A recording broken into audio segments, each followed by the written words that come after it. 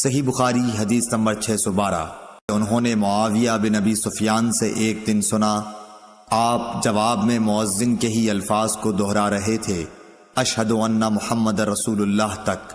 ہم سے اسحاق بن راہوئی نے بیان کیا، کہا کہ ہم سے وہب بن جریر نے بیان کیا، کہا کہ ہم سے حشام دستوائی نے یحییٰ بن ابی کثیر سے اسی طرح حدیث بیان کی۔ صحیح بخاری حدیث نمبر 613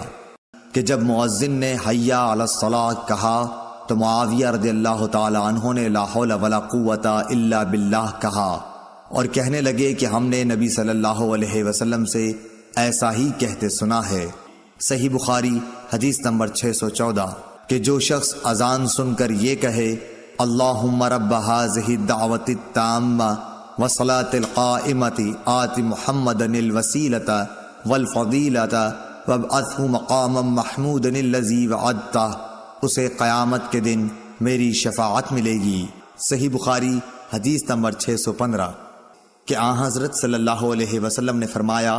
کہ اگر لوگوں کو معلوم ہوتا کہ اذان کہنے اور نماز پہلی صف میں پڑھنے سے کتنا ثواب ملتا ہے، پھر ان کے لیے قرعہ ڈالنے کے سوائے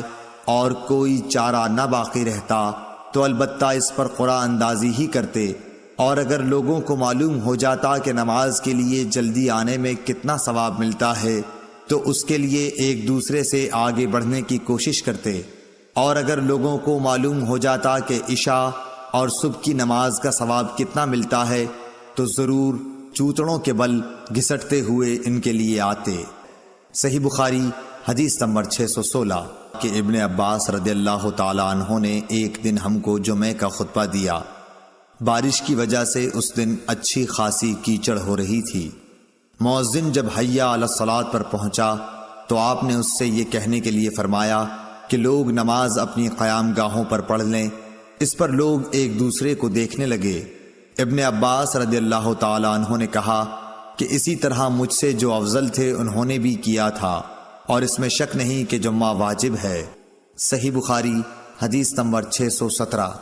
کہ رسول اللہ صلی اللہ علیہ وسلم نے فرمایا کہ بلال تو رات رہے اذان دیتے ہیں، اس لیے تم لوگ کھاتے پیتے رہو یہاں تک کہ ابن مکتوم اذان دیں۔ راوی نے کہا کہ وہ نابینا تھے اور اس وقت تک اذان نہیں دیتے تھے جب تک ان سے کہا نہ جاتا کہ صبح ہو گئی، صبح ہو گئی۔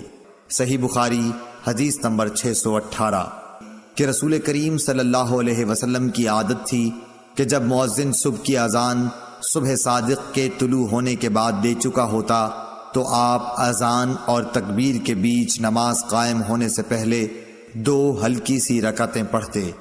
صحیح بخاری حدیث نمبر 619 ہے کہ نبی صلی اللہ علیہ وسلم فجر کی اذان اور اقامت کے درمیان 2 ہلکی سی رکعتیں پڑھتے تھے۔ صحیح بخاری حدیث نمبر 620 ہے کہ رسول کریم صلی اللہ علیہ وسلم نے فرمایا دیکھو بلال رات رہے میں اذان دیتے ہیں، اس لیے تم لوگ سحری کھا پی سکتے ہو جب تک ابن ام مکتوم اذان نہ دیں۔